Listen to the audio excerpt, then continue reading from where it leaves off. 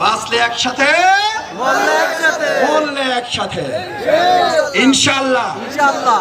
6 নম্বর, আমার মা বোনের এখানে আছেন মায়েরা, আমি আমার বাউফলের মা বোনদের কাছে কৃতজ্ঞ।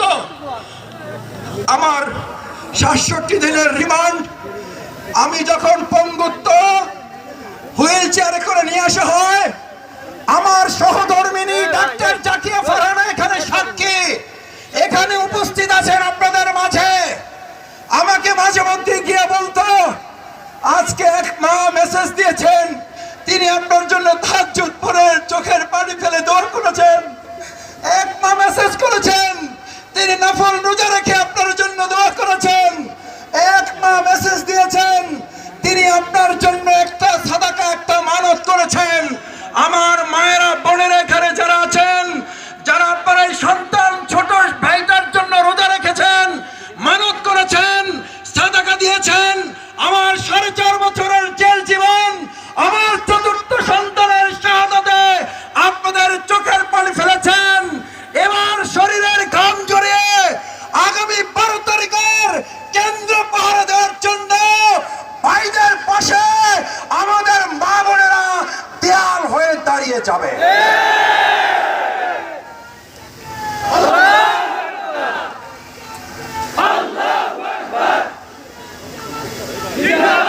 আমার ভাই এবং বোনেরা, সবশেষ আমাদের বগা সেতুর দরকার নাই, না ওইটা আমরা ক্ষমতায় গেলে করব, না হলে দরকার নেই। কারণ ক্ষমতায় গেলে ওখানে আমরা ভাগ বসাইতে পারবো, আর আমরা বলেছি ক্ষমতায় গেলেও করব, না গেলেও করব। আমরা বাউফলের নাগরিক হিসাবে আমাদের বগা সেতু আমরা করব ইনশাআল্লাহ। আমাদের এই বাউফল থেকে কালাইয়া, কালাইয়া থেকে বগা পর্যন্ত যে রাস্তা আছে, এই রাস্তা এখন রাস্তা না মরণ ফাঁদ। এই রাস্তাকে যদি আমাদের 4 লেন করতে হয়, 2 লেন করতে হয়, করতে হবে না, হবে না ইনশাআল্লাহ। আমরা যোগাযোগ ব্যবস্থার উন্নতি সাধন করব। আমাদের প্রিয় হাসনাত আব্দুল্লাহ বলেছেন, চরের জমিদার ফসল তার এই নীতি বাস্তবায়ন না করা পর্যন্ত ইনসাফের লড়াই বন্ধ হবে না। মাদক দিয়ে আমাদের সন্তানদেরকে আর শেষ করতে দেব না। যদি আল্লাহ কবুল করেন, আপনারা যদি সমর্থন দেন, এই পাবলিক মাঠে কথা দিয়ে যাচ্ছি, ইনশাআল্লাহ আপনাদের সাথে নিয়ে 60 দিনে 60 ডেজে আমরা বাউফলে মাদকের কবর রচনা করে আপনাদেরকে নিয়ে আর একটা প্রোগ্রাম করব।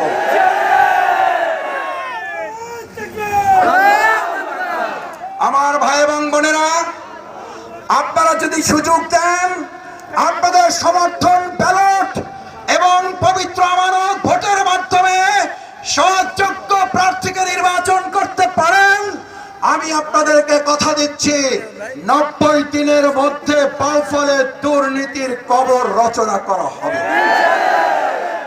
আসুন আমার সম্মানিত বাউফলবাসী, বাউফল রাজনৈতিক দল মতের ঊর্ধ্বে উঠে এই বাউফলকে আমরা একটা পরিবারে পরিণত করতে চাই।